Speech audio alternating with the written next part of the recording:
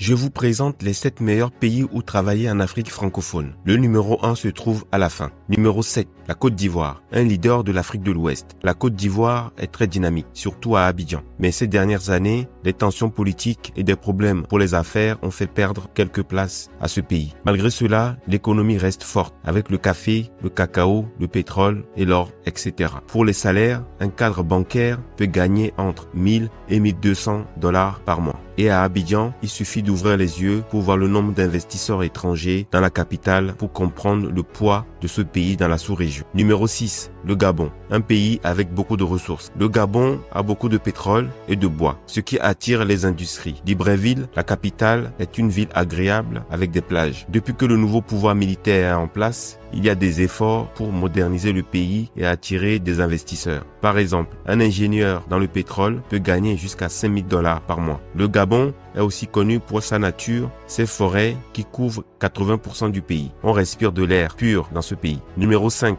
la Tunisie, le pays des idées nouvelles. La Tunisie est pleine de jeunes talents, surtout dans les technologies de l'informatique. Tunis, sa capitale, accueille beaucoup de start-up. La Tunisie est aussi bien connectée avec l'Europe. Le pays est assez stable, surtout dans les grandes villes, ce qui est rassurant pour les travailleurs et les entreprises étrangères. Un développeur web peut gagner entre 1200 et 2000 $ par mois. Une belle histoire, par exemple. La start-up tunisienne InstaDeep a créé une application qui est connue dans beaucoup de pays. Numéro 4, le Sénégal, le pays de l'hospitalité. Au Sénégal, on parle souvent de la Taranga, qui signifie hospitalité. Dakar, la capitale, est une ville en pleine croissance et très sûre, avec beaucoup d'entreprises étrangères. Le nouveau train express rend les déplacements rapides et pratiques. Un cadre dans les télécommunications peut gagner entre 1500 et 2000 $ par mois. Chaque année, Dakar accueille le salon de l'entrepreneuriat africain, un événement qui met en avant les jeunes créateurs d'entreprises et attire les visiteurs du monde entier. Numéro 3, le Maroc, la porte de l'Afrique. Le Maroc est très bien placé, près de l'Europe. Casablanca est une ville importante pour les affaires et Tanger est une zone industrielle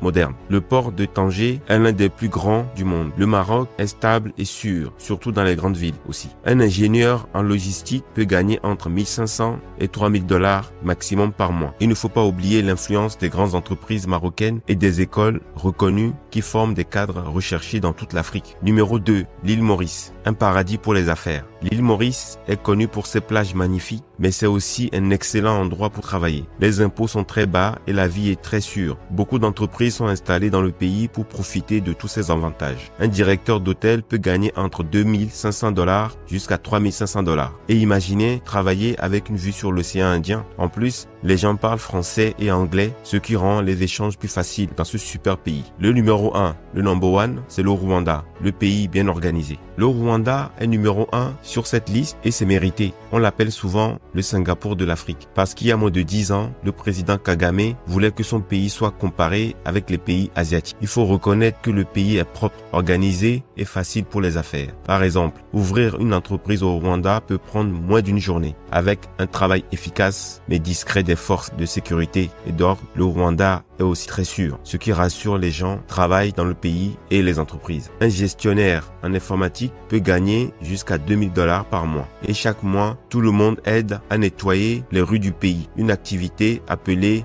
Umuganda. J'avoue, c'est une bonne initiative. Voilà, notre tour des meilleurs pays africains francophones pour travailler est fini. Alors, quel est votre pays préféré pour travailler? Dites-le moi dans le commentaire.